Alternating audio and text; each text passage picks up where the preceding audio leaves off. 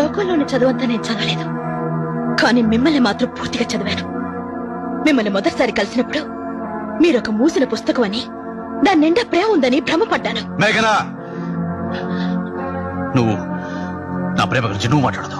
వెళ్ళిపో, దూరంగా వెళ్ళిపో. వెళ్ళిపో అని బెదిరిస్తే బెదిరిపోవడానికి నేనేం భయపడే మనిషిని కాను.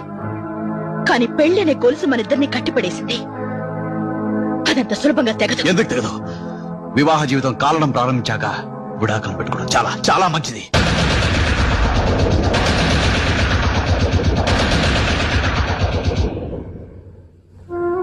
విడాకులా? వద్దండి, నాకు అన్యాయం చేయకండి, నా జీవితాన్ని బజారు పాలు చేయకండి అంటూ గడగడ వణుకుతూ కన్నీళ్లతో మీ కాళ్ళని కడుగుతాననుకున్నారా? మీ గూళ్ళ ధనం రాసులాసులుగా ఉండొచ్చు, కానీ నా గుండెల్లో అభిమాన ధనం పర్వతంలా ఉంది. లోకంలో